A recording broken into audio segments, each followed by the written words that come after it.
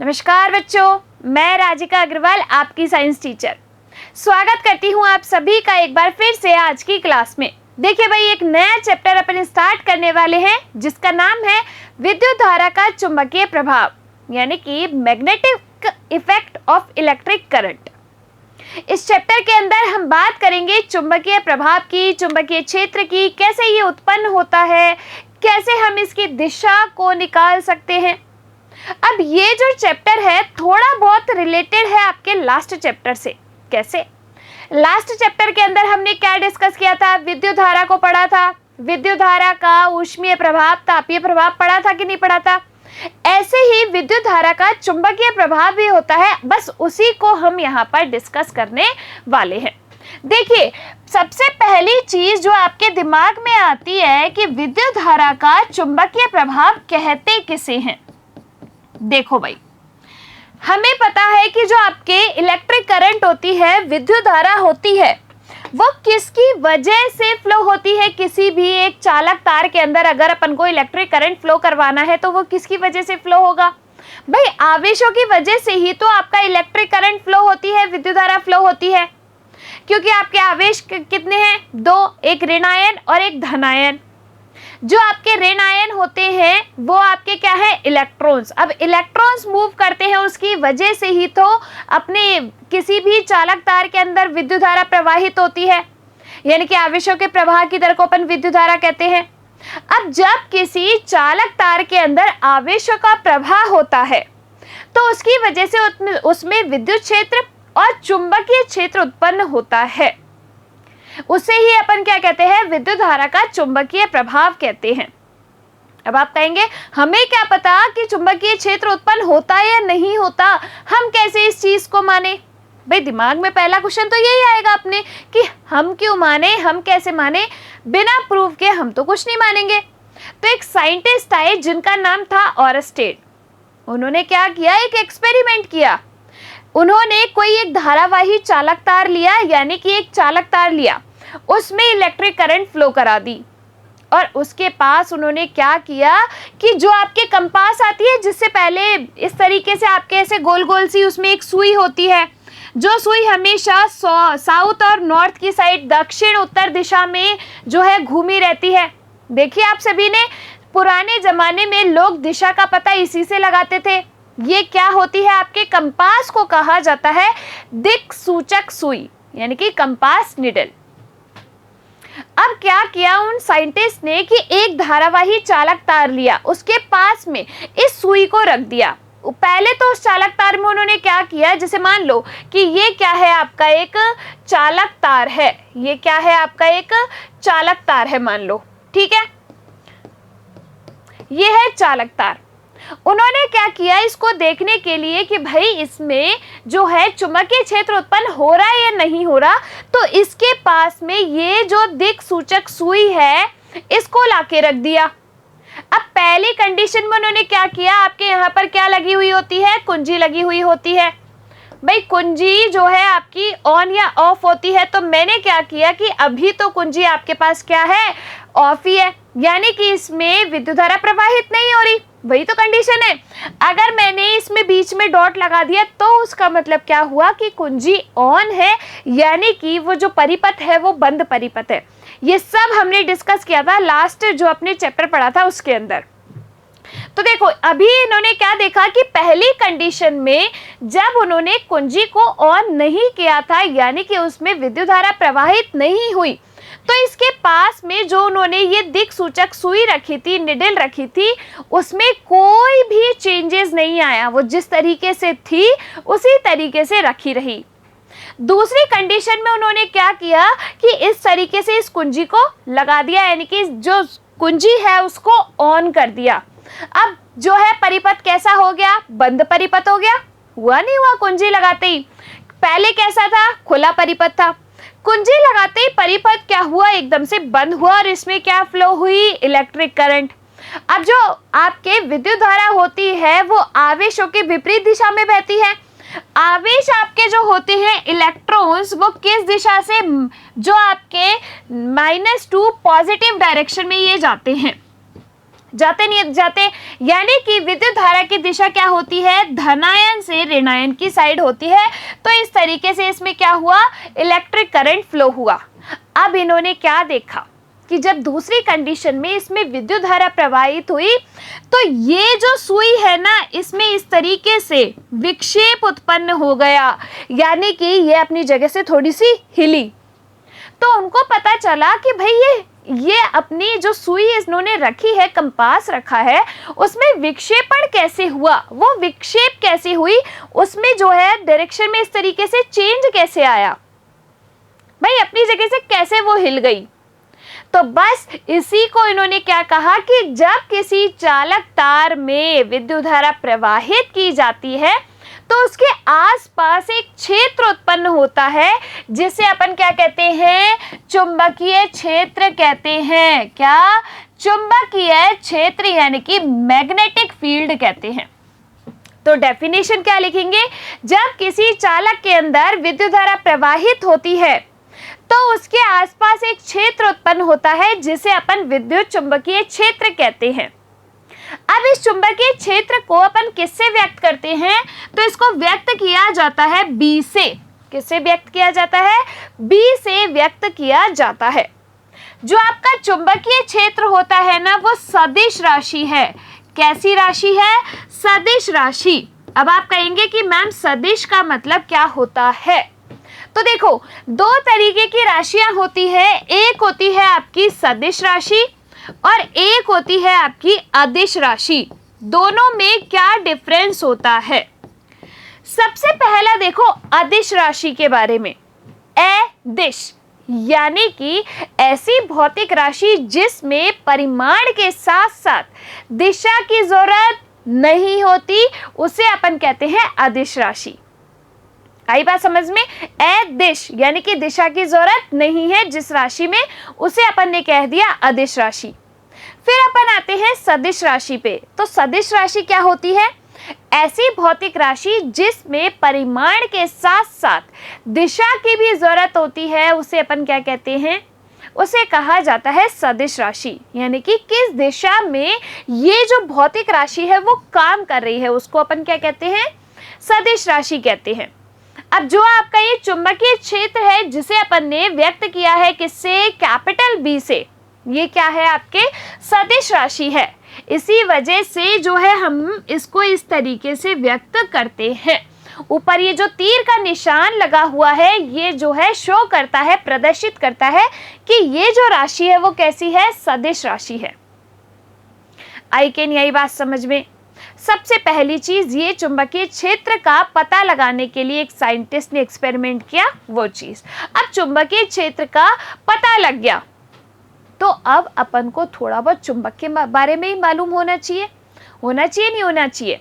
देखिए बचपन में या अभी भी हो सकता है कि आप जो मैग्नेट है, चुंबक है, उससे खेलते हो। पहले हम मेले में जाते थे तो वहाँ पे ऐसे गोल गोल सी चुंबक मिलती थी, उनको जैसे ही हम हवा में उछालते थे वो आपस में चिपक जाती थी और फिर जो है ऐसे बढ़िया सी एक आवाज़ आती थी, उसमें वो आवाज़ के साथ फिर वो नीचे आती थी। तो ये जो आपकी चुंबक होती है, आपने कभी फील किया होगा कि आप मान लो कि आपने एक चुंबक ऐसे ले ली, ठीक है, कोई भी छड़ चुंबक ले लिया आपने इस तरीके से। छड़ चुंबक क्या होता है, ये जो है आपकी क्या है, छड़ चुंबक है। इस तरीके से मानो कि मैंने ये जो है ये दो चुंबक ले ली, दो मैग्नेट ले ली। अब मैंने, आपने कभी खुद भी एक्सपेरिमेंट करके देखा होगा, हम तो बहुत करते थे अपने टाइम पे, कि ये जो आप दो मैग्नेट लेते हो, जब इनको इस तरीके से पास में लाते हो तो कई बार दो सिरों को जब आप इस तरीके से पास में ला रहे हो तो वो तो चिपक जाते हैं, लेकिन कई बार तुम कितनी ही कोशिश कर लो वो चुंबक इधर इधर इधर उधर होलेगी लेकिन चिपकेगी नहीं। ऐसा क्यों होता है, कभी रीजन पता किया इसका, कभी सोचा इस बारे में कि इस चुंबक को ऐसे लेके जा रहा हूं तब तो चिपक जा रही है, लेकिन इस चुंबक को ऐसे लेके जा रहा हूं दोनों को तो ये चिपक नहीं रही, इस तरीके से दूर हट रही है। इसके पीछे रीजन क्या हो सकता है, तो देखो जो भी आपकी चुंबक होती है उसके दो सिरे होते हैं, एक होता है दक्षिणी ध्रुव और एक होता है आपके उत्तरी ध्रुव। ठीक है, देखो दक्षिणी ध्रुव को कहा जाता है सदर्न, क्या कहा जाता है, साउथ पोल, यानी कि सदर्न, ठीक है, साउथ पोल। और जो उत्तरी ध्रुव होता है उसको कहा जाता है नॉर्थ पोल। ये क्या है आपका दक्षिणी ध्रुव है, यानी कि साउथ पोल है, और ये क्या है आपका उत्तरी ध्रुव है।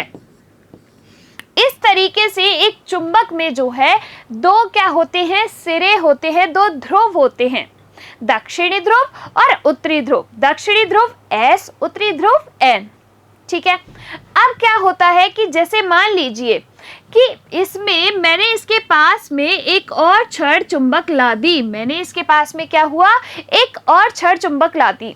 उसका ये वाला पोल है क्या, साउथ, और ये वाला पोल है नॉर्थ। तो क्या ये आपस में चिपक जाएंगी या नहीं चिपकेंगी, बताओ। तो देखो यहाँ पे इसका पोल है नॉर्थ और यहाँ पर इसका पोल है साउथ।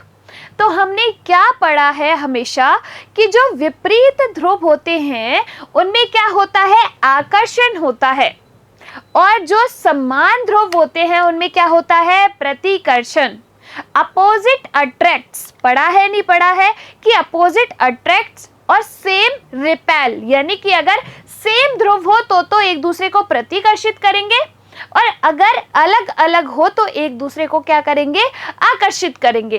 तो यहाँ पर इन दोनों के बीच में क्या हो जाएगा, आकर्षण बल कार्य करेगा। कौन सा, आकर्षण बल कार्य करेगा, यानी कि ये दोनों आपस में क्या होंगी, चिपक जाएंगी। पहली कंडीशन। दूसरी कंडीशन, मान लीजिए कि हमने ली, ये अपने पास एक छड़ चुंबक है जिसका साउथ पोल है, ये आपका नॉर्थ पोल है। दूसरी छड़ चुंबक मैंने ली और उसमें यहाँ पे नॉर्थ पोल है और यहाँ पे साउथ पोल है। अब मुझे बताइए क्या ये चुंबक आपस में चिपकेंगी या नहीं चिपकेंगी? नहीं। क्यों? क्योंकि यहाँ पर भी इसका नॉर्थ पोल है और यहाँ पर भी इसका नॉर्थ पोल है, और सेम जो है क्या करते हैं, प्रतिकर्षित करते हैं, यानी कि इन दोनों के बीच में कौन सा बल कार्य करेगा, प्रतिकर्षण बल कार्य करेगा। आई कि नहीं आई बात समझ में? तो इस तरीके से दो चुंबकों के बीच में आकर्षण और प्रतिकर्षण बल कार्य करता है। आ गई बात समझ में? तो सबसे पहली चीज तो ये हुई चुंबक के बारे में। अब इन चुंबक के आसपास जो है कुछ काल्पनिक रेखाओं से हम इस चुंबकीय क्षेत्र को प्रदर्शित करते हैं। यानी कि मान लीजिए कि मेरे पास ये क्या है, एक छड़ चुंबक है। ये क्या है, मेरे पास एक छड़ चुंबक है। मैंने क्या किया कि यहाँ पे इसका साउथ पोल है, यहाँ पर इसका नॉर्थ पोल है। तुमने देखा है कभी कि जैसे ना तुमने कोई ऐसे लोहे की चीज ले ली और उनको बिखेर दिया छोटे छोटे, या फिर चुंबक के ही बुरादा करके ऐसे बिखेर दिया, और तुम फिर एक बड़ी चुंबक लेके आए और फिर उस चुंबक को धीरे धीरे उनके पास लेके गए, तो जो है पास वाले कण है वो जल्दी जल्दी चिपक जाते हैं, दूर वाले कण नहीं चिपक पाते। यानी कि उसके चुंबकीय क्षेत्र में जो आ रहे हैं तो वहां तो ज्यादा क्षेत्र है, यानी कि ज्यादा चुंबकीय बल लग रहा है, तो वो जल्दी से आके चिपक जा रहे हैं। दूर में चुंबकीय क्षेत्र कम है, इसीलिए नहीं चिपक रहे। बात तो सही है आपकी, है? देखो मेरे पास क्या हुआ कि मान लीजिए एक छड़ चुंबक है, उसका ये क्या है, दक्षिणी ध्रुव है, और ये क्या है, उत्तरी ध्रुव। अब ये जो रेखाएं होती हैं जो चुंबकीय क्षेत्र को प्रदर्शित करती हैं, केवल काल्पनिक रेखाएं हैं, उनको अपन क्या कहते हैं, चुंबकीय क्षेत्र रेखाएं कहते हैं। क्या कहते हैं? ऐसी काल्पनिक रेखाएं जो कि चुंबकीय क्षेत्र को प्रदर्शित करती है, जिसके द्वारा चुंबकीय क्षेत्र को दर्शाया जाता है, उन्हें अपन क्या कहते हैं, चुंबकीय क्षेत्र रेखाएं कहते हैं, यानी कि मैग्नेटिक फील्ड लाइंस कहते हैं। अब देखो कैसे, ये जो आपका नॉर्थ पोल है, इधर से यूं इस तरीके से बना के मैंने क्या बना दिया, ये एक इस तरीके से ये चुंबकीय क्षेत्र रेखाओं को मैंने क्या कर दिया, प्रदर्शित कर दिया। ये क्या है, चुंबकीय क्षेत्र रेखाएं हैं जिनको मैंने क्या कर दिया, प्रदर्शित कर दिया। अब आप एक चीज जो है यहाँ पर देख पा रहे होंगे, एक क्या बहुत सारी चीज जो है तुम्हें यहाँ पर नजर आ रही होगी इस डायग्राम के अंदर। पूछो तो क्या? देखो आप देख रहे हो कि आपके जो चुंबकीय क्षेत्र की दिशा है वो कैसी है? चुंबकीय क्षेत्र की दिशा मैंने इस डायग्राम के अंदर आपको शो की है। देखो कैसे कि चुंबकीय जो आपकी चुंबक होती है, यहां पर आपको चुंबक नजर आती है, ठीक है, आ रही है, ये नजर आ रही है। ये जो आपकी चुंबक होती है, इसके अंदर चुंबकीय क्षेत्र की दिशा क्या है? दक्षिणी ध्रुव से उत्तरी ध्रुव है। कहाँ है? दक्षिणी ध्रुव से उत्तरी ध्रुव है। यानी कि अगर मैं कहूँ चुंबक के अंदर, अगर मैं कहूँ चुंबक के अंदर चुंबकीय क्षेत्र कहाँ से कहाँ होता है, तो चुंबक के अंदर चुंबकीय क्षेत्र आपका होता है साउथ टू नॉर्थ, यानी कि दक्षिण ध्रुव से उत्तरी ध्रुव।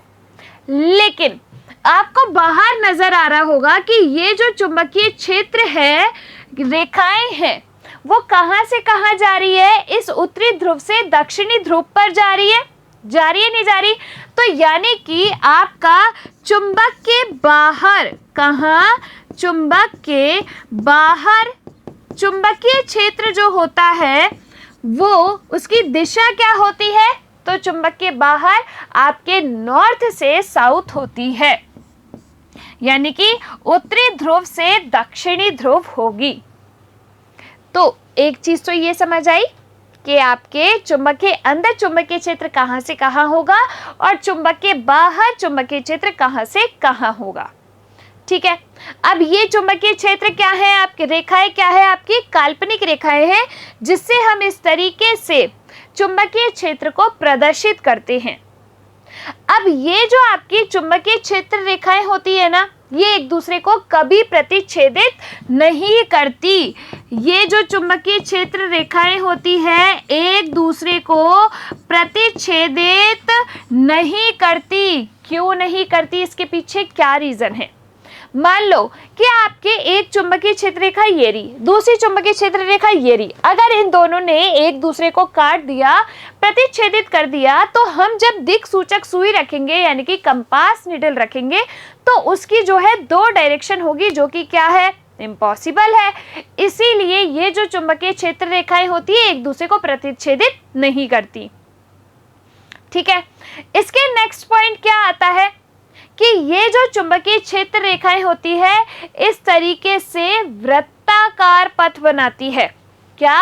वृत्ताकार पथ बनाती है। ठीक है, अगला पॉइंट क्या कि चुंबक के पास में जो चुंबकीय क्षेत्र है वो ज्यादा होता है एज कंपेयर टू दूरी पे। भाई दूर अगर आपने कोई जो है लोहे की चीजें फैला दी और एक आपने चुंबक के पास में फैला दी, तो किससे पहले चिपकेगा? वो चुंबक से पास वाले जो है वो पहले चिपकेंगे ना, दूर वाले तो बाद में आएंगे। तो यानी कि आपके जो पास में चुंबकीय क्षेत्र होता है वो ज्यादा होता है और दूर वाला चुंबकीय क्षेत्र कम होता है। ये तो हुई नॉर्मल चुंबक की बात। अब अपन अगर बात करें किसकी? विद्युत, अगर मान लो कोई मैंने धारावाही चालक तार ले लिया, यानी कि जिस चालक तार के अंदर आपके करंट फ्लो हो रही है, उसमें चुंबकीय क्षेत्र को मुझे देखना है, तो वो भी तो अपन धारा को चुंबकीय क्षेत्र को कंपेयर करेंगे? करेंगे नहीं करेंगे? धारा की दिशा, चुंबकीय क्षेत्र की दिशा दोनों देखेंगे। तो इसके लिए हम नियम आगे पढ़ेंगे। पहले जो अभी तक अपन ने पढ़ा है एक बार उसको पीछे देख लेते हैं। यहां तक आई बात या नहीं आई समझ में? बहुत सिंपल सा लॉजिक था, बहुत सिंपल सी बातें थी जो आप बचपन से करते आ रहे हो। देखिए, सबसे पहले अपन आते हैं, गतिशील आवेशों के कारण चुंबकीय क्षेत्र की उत्पत्ति होती है। जब चालक तार में विद्युत धारा प्रवाहित की जाती है, तब तार के चारों ओर कौन सा क्षेत्र? चुंबकीय क्षेत्र उत्पन्न हो जाता है। इसे अपन क्या कहते हैं? चुंबकीय प्रभाव कहते हैं। बताया ना ऑरस्टेड वाला एक एक्सपेरिमेंट, तो इसे अपन क्या कहते हैं? चुंबकीय प्रभाव कहते हैं। धारा के चुंबकीय प्रभाव की खोज वैज्ञानिक ऑरस्टेड ने की थी। दिक सूचक सुई एक लघु चुंबक होती है। तो आपके दिक सूचक सुई जो है आपके कैसी होती है? कंपास निडल कुछ इस तरीके की नजर आती है। इसमें देखो आपकी जो सुई होती है वो हमेशा साउथ और नॉर्थ डायरेक्शन में घूमी रहती है। अगर आप लोग फोन भी देखते हो, फोन में क्लासेस देखते हो, इसमें देखना, इसमें एक फीचर है आपके फोन में भी कंपास का। तो उस कंपास पे आप क्लिक करोगे तो वहां पर भी आपको ये जो दिक सूचक सुई है वो देखने को मिल जाएगी। तो उसको आप जब डायरेक्शन में रखोगे तो आपको पता चल जाएगा कौन सा दक्षिण दिशा है, कौन सी आपकी उत्तर दिशा है। पहले के लोग जो है ना, इसी से ही पता लगाते थे दिशाओं का, इस कंपास से ही। ये हमेशा किस दिशा में रहती है? दक्षिण और उत्तरी ध्रुव दिशा में ही रहती है, इस तरीके से। आई कि नहीं आई बात समझ में? तो इसके थ्रू उन्होंने इस एक्सपेरिमेंट को किया। उन्होंने धारावाही चालक तार के पास में क्या रख दी? ये दिक सूचक सुई रख दी। अब जब उस चालक तार में विद्युत धारा प्रवाहित हुई तो उन्होंने क्या देखा कि वो जो सुई है उसमें भी क्या हुआ? विक्षेपण हुआ। तो यही क्या बताता है? चुंबकीय क्षेत्र बताता है। और इसी को ही अपन क्या कहते हैं? चुंबकीय प्रभाव कहते हैं।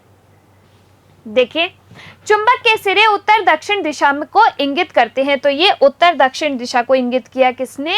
दिक सूचक सुई ने। अब देखिए, लघु चुंबक के दो ध्रुव होते हैं। एक होता है आपका नॉर्थ यानी कि उत्तरी ध्रुव, और दूसरा आपका होता है साउथ यानी कि दक्षिणी ध्रुव। अगर किसी चुंबक को मैं इस तरीके से बनाऊं तो ये साउथ और ये नॉर्थ यानी कि दक्षिणी और उत्तरी ध्रुव।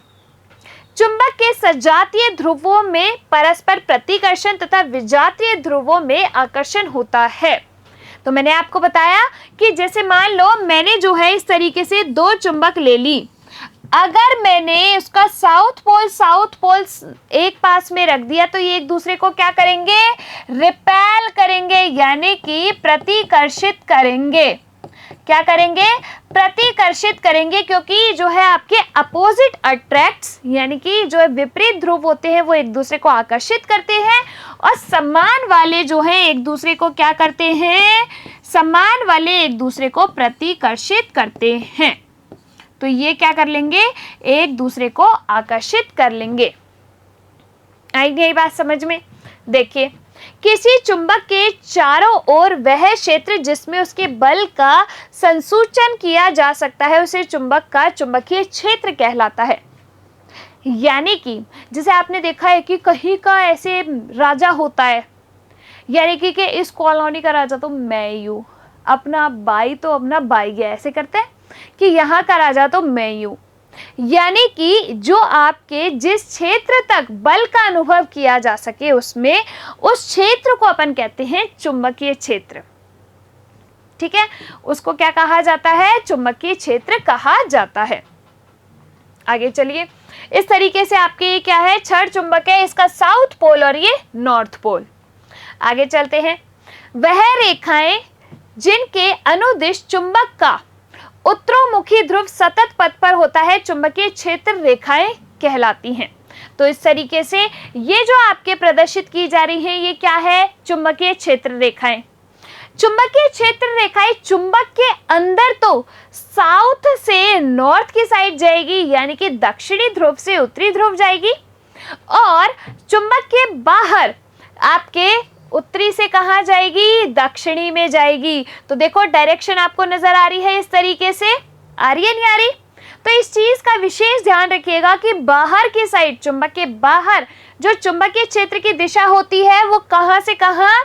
तो नॉर्थ से साउथ यानी कि उत्तरी से दक्षिणी ध्रुव, और अंदर की साइड तो आपके दक्षिण से उत्तरी ध्रुव होती है।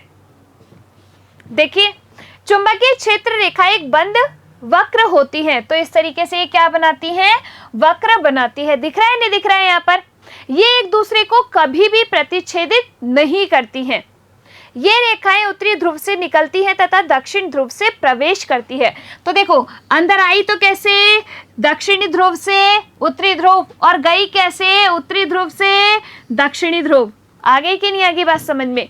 इस तरीके से आगे देखिए, जहां पर चुंबकीय क्षेत्र रेखाएं अपेक्षाकृत अधिक निकट होती है वह चुंबकीय क्षेत्र प्रबल होता है। यानी कि इस चीज को ऐसे समझिए कि दो लोग हैं, ठीक है, उनकी यारी दोस्ती बढ़िया एकदम जब तक वो पास में है। दोनों साथ रहते हैं, साथ खाते हैं, साथ उठते हैं, साथ पढ़ते हैं, यानी कि वो दोनों पास पास में हैं, तब तो उनके बीच में बॉन्डिंग क्या है, बड़ी ही स्ट्रांग है। लेकिन मान लो कि आप में से जो दो दोस्त हैं उनमें से एक गया आईआईटी की तैयारी करने और एक गया किसकी, नीट की तैयारी करने।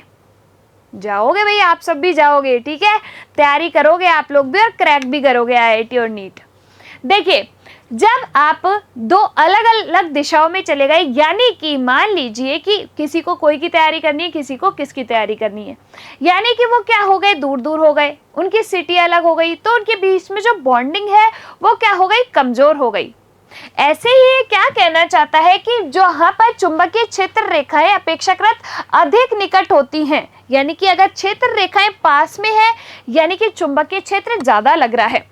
जैसे जैसे हम दूर जाते जाएंगे, मान लो कि यहाँ इस तरीके से जा रहे हैं, ठीक है, इस तरीके से जा रहे हैं, तो यहाँ पर जो चुंबकीय क्षेत्र है वो तो प्रबल है। अब जैसे जैसे दूर जाते जाएंगे तो चुंबकीय क्षेत्र क्या होता चलेगा, कम होता चलेगा, चलेगा नहीं चलेगा। तो बस ये चीज यही कहना चाह रहा है। आगे देखिए, दो चुंबकीय क्षेत्र रेखाएं कभी भी एक दूसरे को प्रतिच्छेदित नहीं करेगी। क्यों? क्योंकि प्रतिच्छेदन बिंदु पर दिक्सूचक सुई की दो दिशाएं प्राप्त होंगी, जो कि संभव नहीं है। भाई नहीं है कतई भी। इसीलिए जो है ये चुंबकीय क्षेत्र रेखाएं एक दूसरे को प्रतिच्छेदित नहीं करती। ठीक है, चलिए आगे देखिए, चुंबकीय क्षेत्र सदिश राशि होती है। तो चुंबकीय क्षेत्र को व्यक्त किससे करते हैं अपन, बी से व्यक्त करते हैं। सदिश राशि है, इसी वजह से इसको इस तरीके से लिखा जाता है। सीधे धारावाही चालक के तार के चारों ओर उत्पन्न चुंबकीय क्षेत्र रेखाएं आकृति में संकेंद्रीय वृत्तों का पैटर्न बनाती हैं। मान लो कि इस तरीके से ये क्या है, एक प्लेट है, ठीक है, और ये ऐसे कनेक्टेड है, ठीक है। ये मैंने एक पथ बना दिया। अब इसमें जो है आपके विद्युत धारा प्रवाह हुई, तो जब विद्युत धारा प्रवाह हुई तो इसमें चुंबकीय क्षेत्र उत्पन्न होगा। तो चुंबकीय क्षेत्र का जो पथ होगा इस तरीके से क्या होगा, वृत्ताकार पथ होगा, इस तरीके से वृत्ताकार पथ होगा। तो बस ये क्या कह रहा है, उत्पन्न चुंबकीय क्षेत्र की रेखाएं आकृति में संकेंद्रीय वृत्तों का पैटर्न बनाती है। यदि चालक तार में धारा की दिशा उत्क्रमित कर दी जाए तो चुंबकीय क्षेत्र की दिशा भी क्या हो जाती है, क्या, चुंबकीय क्षेत्र की दिशा भी उत्क्रमित हो जाती है। अब देखो यहां पर इस वाले पॉइंट को जो है आप समझो। देखो इसके लिए क्या एक एक्सपेरिमेंट किया जा सकता है। जैसे अभी मैंने आपको एक ऑरस्टेड का एक्सपेरिमेंट बताया था। किसका, ऑरस्टेड का एक्सपेरिमेंट बताया था। चुंबकीय क्षेत्र का पता करने के लिए उन्होंने क्या किया, धारावाही चालक तार के पास में एक कंपास निडल रख दी, दिक्सूचक सुई रख दी। जब उस चालक तार के अंदर विद्युत धारा प्रवाह हुई तो उन्होंने क्या देखा, चुंबकीय सुई में विक्षेपण हुआ, यानी कि चुंबकीय क्षेत्र का पता चल गया। अब यहां पर कि अगर मैंने ये जो आपकी चुंबकीय क्षेत्र है क्या वो धारा पर डिपेंड करता है या नहीं करता, तो करता तो है भाई। जब अपन ने करंट फ्लो किया तभी तो चुंबकीय क्षेत्र उत्पन्न हुआ। पहली चीज तो अपन को ये पता चल गई कि धारा पर जो है निर्भर तो करेगा ही कौन, आपका चुंबकीय क्षेत्र। पहली चीज तो अपन को ये पता चल गई कि चुंबकीय क्षेत्र जो है वो डिपेंड करता है किस पर, डिपेंड्स ऑन इलेक्ट्रिक करंट, यानी कि आई विद्युत धारा। अब विद्युत धारा की किस किस चीजों पर निर्भर करता है, विद्युत धारा की किस किस चीजों पर निर्भर करता है। पहली चीज अपन लेते हैं परिमाण। जैसे मान लो कि मैंने जो है कोई एक चालक तार लिया, ठीक है, उसके पास में दिक्सूचक सुई रख दी। अब मैंने पहले तो कम परिमाण की जो है धारा उसमें क्या की, करंट फ्लो किया, कम परिमाण का। तो हमने देखा कि जो चुंबकीय क्षेत्र है वो भी कम था। लेकिन अगर मैंने उस धारा का परिमाण जो है वो बढ़ा दिया तो मैंने क्या देखा कि उसका जो चुंबकीय क्षेत्र है ना वो भी बढ़ गया। यानी कि ये किस पे डिपेंड किया, परिमाण, धारा का परिमाण बढ़ाने पर क्या है, आपका चुंबकीय क्षेत्र भी बढ़ गया। धारा का परिमाण घटाने पर क्या हुआ कि आपका जो चुंबकीय क्षेत्र है वो भी कम हो गया। यानी कि ये बात क्या सिद्ध करती है कि आपका जो चुंबकीय क्षेत्र का परिमाण है वो विद्युत धारा के परिमाण के क्या होता है, समानुपाती। यानी कि जो आपका I है वो किस पर डिपेंड करता है, चुंबकीय क्षेत्र पर डिपेंड, यानी कि आपका चुंबकीय क्षेत्र है वो विद्युत धारा पर डिपेंड करता है। ठीक है, आपका जो चुंबकीय क्षेत्र है वो किस पर डिपेंड करता है, विद्युत धारा पर, पहली चीज। अब दूसरी चीज हम देखते हैं कि आपके जो विद्युत धारा है उस पर तो ये चुंबकीय क्षेत्र ने इसके समानुपाती हो गया, लेकिन दूसरी चीज हम देखते हैं दूरी। जैसे कि मान लीजिए कोई एक धारावाही चालक तार है, उसके पास में मैंने दिक्सूचक सुई को रखा, तो जब मैंने करंट फ्लो की तो उसमें जो है आपका चुंबकीय क्षेत्र उत्पन्न हुआ। लेकिन मान लीजिए कि मैंने जो है दूरी बढ़ा दी, दूर रख दिया उसको, तो उसमें चुंबकीय क्षेत्र जो है वो क्या हुआ कि उसमें दूरी बढ़ाने पर चुंबकीय क्षेत्र आपका कम हो गया। दूरी बढ़ाने पर क्या हुआ, चुंबकीय क्षेत्र कम हो गया। यानी कि जो चुंबकीय क्षेत्र होता है वो धारा के तो समानुपाती और दूरी के क्या होता है, व्युत्क्रमानुपाती होता है। धारा के समानुपाती और दूरी के व्युत्क्रमानुपाती होता है। देखिए इधर,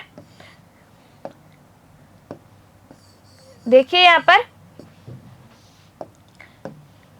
चुंबकीय क्षेत्र का परिमाण समानुपाती चालक तार में प्रवाहित विद्युत धारा। अगर मैंने विद्युत धारा बढ़ाई तो आपका जो चुंबकीय क्षेत्र है वो भी बढ़ गया, अगर विद्युत धारा कम की तो चुंबकीय क्षेत्र है वो भी घट गया। ठीक है, आगे देखिए, सीधे चालक से विद्युत धारा प्रवाहित होने के कारण चुंबकीय क्षेत्र, मैंने क्या किया, यहाँ पर एक जो है सीधा धारावाही चालक तार लिया और उसमें क्या कर दिया, विद्युत धारा प्रवाह कर दी।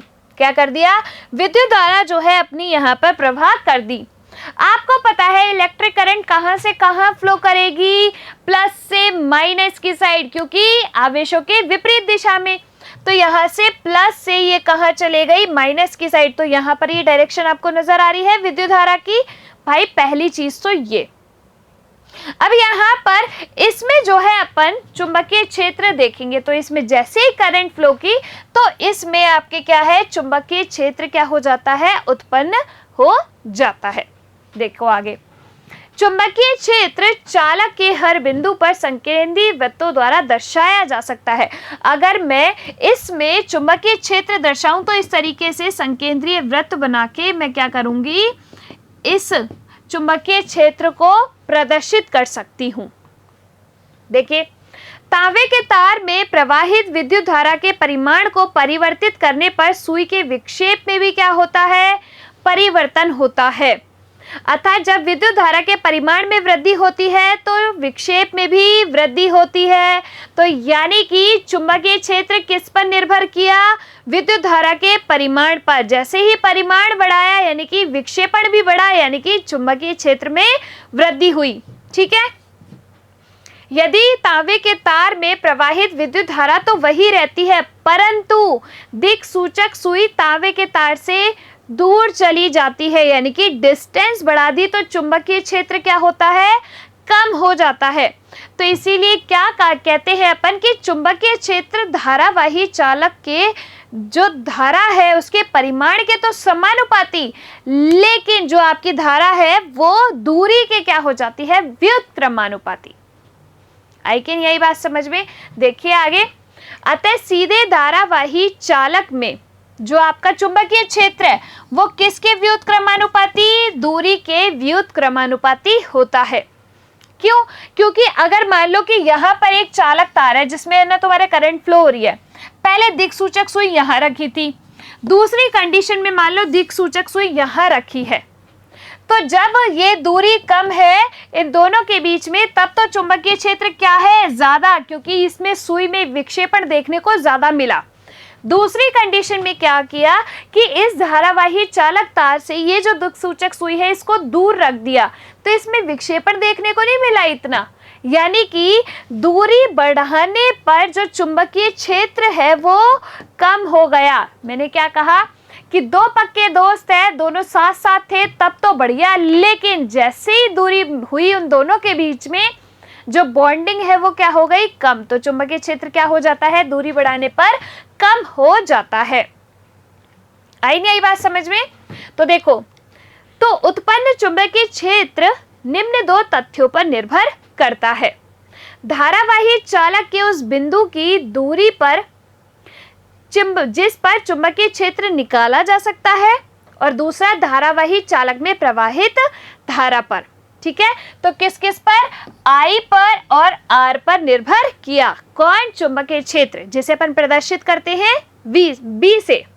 ठीक है, तो चुंबकीय क्षेत्र समानुपाती धारा का परिमाण, और आपके V समानुपाती क्या हो जाएगा, I/R हो जाएगा। तो देखो, चुंबकीय क्षेत्र धारा के समानुपाती और आपके दूरी के व्युत्क्रमानुपाती।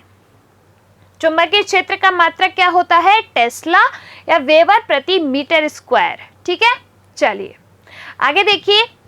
धारावाही चालक पर आरोपित बल की दिशा विद्युत धारा की दिशा और चुंबकीय क्षेत्र की दिशा दोनों पर निर्भर करती है। अब इसको जो है सबसे पहले तो अपन देखते हैं जो आपके चुंबकीय क्षेत्र की दिशा है उसको अपन कैसे ज्ञात कर सकते हैं धारा की दिशा के साथ। तो इसके लिए हम जो है दाहिने हाथ का नियम, कौन सा, दाहिने हाथ का नियम जो है देखते हैं। इस दाहिने हाथ के नियम को हम मैक्सवेल का कॉर्क स्क्रू नियम भी कहते हैं। क्या कहते हैं, मैक्सवेल का कॉर्क स्क्रू नियम भी कहते हैं। कैसे, देखो,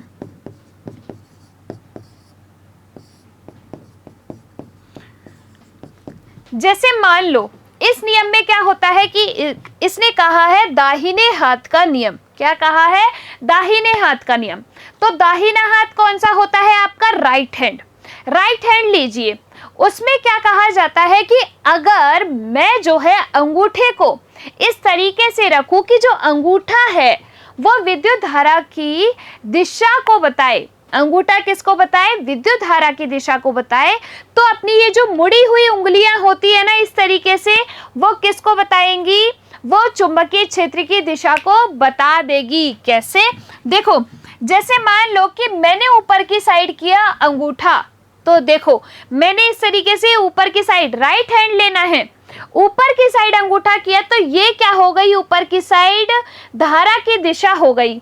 ठीक है, तो इस तरीके से जो मेरी उंगलियां घूम रही है, यानी कि यूं, इस तरीके से यूं जो है आपके क्या हो जाएगा, चुंबकीय क्षेत्र हो जाएगा। तो जो मुड़ी हुई उंगलियां होती है वो आपके चुंबकीय क्षेत्र को प्रदर्शित करती है।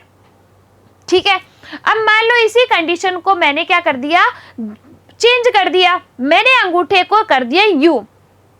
ठीक है, इस तरीके से अगर मैंने थंब को किया तो ये अंगूठा क्या बता रहा है यहाँ पर, विद्युत धारा की दिशा को। तो चुंबकीय क्षेत्र की दिशा कैसे होगी, अब इस तरीके से, यानी कि मैंने इस तरीके से हाथ मोड़ा तो यूं करके, यानी कि क्लॉकवाइज आपके जो है क्या होगी, चुंबकीय क्षेत्र की दिशा होगी। तो जो आपका, जैसे मान लो कि तुमने क्या लिया, एक स्क्रू लिया। ठीक है, ये मान लो कि ये तुम्हारे पास क्या है, एक स्क्रू है। ठीक है, ये क्या है, स्क्रू, उसकी ये नॉक है, और जहां पर आप वो पेचकस लगाते हो उसको कसने के लिए ये पीछे की साइड है।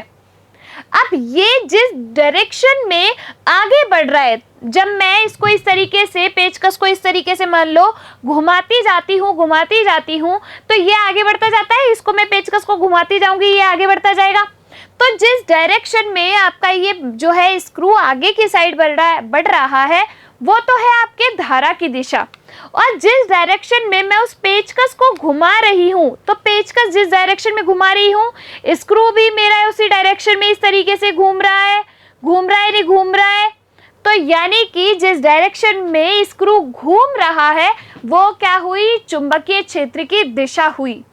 इसीलिए अपन ने इसको क्या नाम दिया, मैक्सवेल का कॉर्क स्क्रू सिद्धांत या नियम जो है नाम दिया, जो कि क्या बताता है, आपके चुंबकीय क्षेत्र की दिशा को बताता है।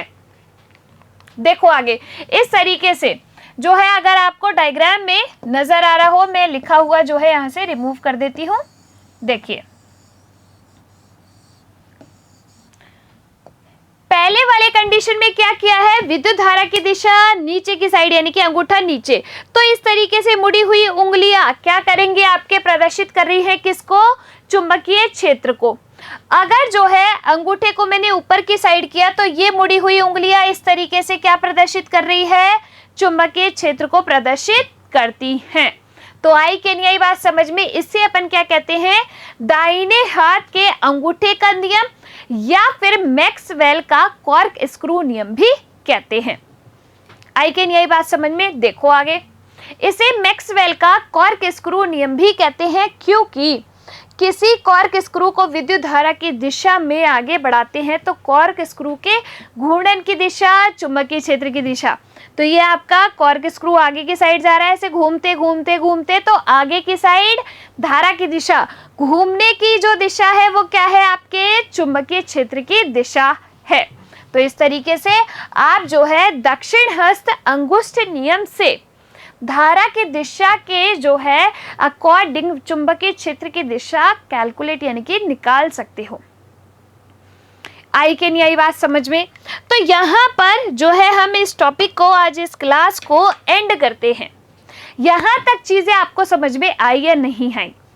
देखिए सबसे पहले हमने देखा चुंबकीय क्षेत्र कहते किसे हैं, तो आवेशों के प्रवाह की वजह से यानी कि विद्युत धारा की वजह से किसी भी चालक तार में जो क्षेत्र उत्पन्न होता है आसपास, उसे अपन कहते हैं चुंबकीय क्षेत्र, और इसी प्रभाव को कहा जाता है विद्युत धारा का चुंबकीय प्रभाव, जिसे अपन व्यक्त करते हैं कैपिटल बी से, जो कि क्या है, आपकी एक सदिश राशि है।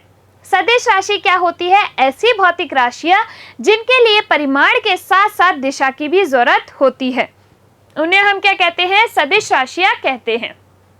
ठीक है, अब ये जो आपका चुंबकीय क्षेत्र होता है इसको हम किससे प्रदर्शित करते हैं, चुंबकीय क्षेत्र रेखाओं से इसको व्यक्त किया जाता है। चुंबक के अंदर ये जो चुंबकीय क्षेत्र रेखाएं होती है वो दक्षिण ध्रुव से उत्तरी ध्रुव जाती है और चुंबक के बाहर उत्तरी ध्रुव से दक्षिणी ध्रुव ये जाती है। ये जो चुंबकीय क्षेत्र रेखाएं होती है एक दूसरे को कभी नहीं काटती यानी कि प्रतिच्छेदित नहीं करती, क्योंकि जहां पर ये प्रतिच्छेदित करेगी वहां से दिक्सूचक सुई की दो दिशाएं होंगी, जो कि इम्पॉसिबल है। इसके बाद ये जो आपके चुंबकीय क्षेत्र रेखाएं होती है ये वृत्ताकार पथ बनाती है, संकेंद्रीय वृत्त जो है वो बनाती हैं। आई के नहीं आई बात समझ में। जो चुंबक है उसके पास में जहां पर चुंबकीय क्षेत्र रेखाएं पास में होती है वहां पर चुंबकीय क्षेत्र ज्यादा होता है, दूरी बढ़ने पर जो चुंबकीय क्षेत्र है वो क्या हो जाता है, कम हो जाता है। यानी कि जहां पर चुंबकीय क्षेत्र रेखाएं दूर होती हैं वो वहां पर चुंबकीय क्षेत्र क्या होता है, कम होता है। इसके बाद जो है हमने देखा कि जो चुंबकीय क्षेत्र है वो किस किस पर डिपेंड करता है, तो धारा के ऊपर डिपेंड करता है। चुंबकीय क्षेत्र का जो परिमाण है धारा के ऊपर डिपेंड करता है। कैसे, तो अगर किसी चालक तार के अंदर विद्युत धारा उसका परिमाण बढ़ा दिया जाए तो चुंबकीय क्षेत्र जो है वो भी बढ़ जाता है, यानी कि इसके समानुपाती होता है। दूसरा, अगर जो है दिक्सूचक सुई को हम दूरी पर रखें धारावाही चालक तार से तो उसमें विक्षेपण घट जाता है, यानी कि दूरी बढ़ाने पर चुंबकीय क्षेत्र क्या होगा, कम होगा। तो V जो है, B जो है वो समानुपाती होता है I/R के। इसके बाद हमने जो है क्या देखा कि जो आपके चुंबकीय क्षेत्र की दिशा है उसके लिए एक नियम लगाते हैं जिसे अपन क्या कहते हैं, दक्षिण हस्त अंगुष्ठ नियम। इसे हम मैक्सवेल का कॉर्क स्क्रू नियम भी कहते हैं। कैसे, तो जो आपके अगर मान लीजिए जैसे कोई स्क्रू है तो स्क्रू के आगे बढ़ने की दिशा को अगर अपन धारा की दिशा बताएं तो जिस डायरेक्शन में स्क्रू आपका, जिस वृत्ताकार या घूर्णन पथ पर स्क्रू आपका घूर्णन कर रहा है उसे अपन क्या कहते हैं, चुंबकीय क्षेत्र की दिशा कहते हैं। ऐसे ही अगर जो है हमारे दाहिने हाथ का अंगूठा धारा की दिशा को प्रदर्शित करता है तो जो मुड़ी हुई उंगलियां होती है वो चुंबकीय क्षेत्र को प्रदर्शित करती है। आई कि नहीं आई बात समझ में? तो इस तरीके से ये जो है कुछ बेसिक सी जानकारी थी आपके चुंबकीय क्षेत्र के बारे में। अब जो है अगली क्लास में हम पढ़ेंगे कि अलग अलग जो धारावाही चालक हैं उनके अंदर चुंबकीय क्षेत्र को हम किस तरीके से देख सकते हैं। आ गई बात समझ में? अब इस क्लास को यहाँ तक आप रिवाइज करते रहिएगा, अच्छे से पढ़िएगा। बहुत ही छोटा चैप्टर है क्योंकि पहले जो है आपके इस चैप्टर में विद्युत मोटर भी था, विद्युत जनरेटर भी था। अभी वो सारे टॉपिक जो है आपके हटा दिए गए हैं, तो चैप्टर बहुत मिनिमाइज कर दिया है, यानी कि बहुत कम कर दिया है, तो ज़्यादा टाइम नहीं लगेगा आपको पढ़ने में और इजी चैप्टर है, इजीली समझ आ सकता है। तो इसकी जो है याद करते रहिए, क्लास लेते रहिए, रिवीजन करते रहिए। चलिए मिलेंगे अपन अगली क्लास में, तब तक के लिए आप लोग खुश रहिए, स्वस्थ रहिए। धन्यवाद।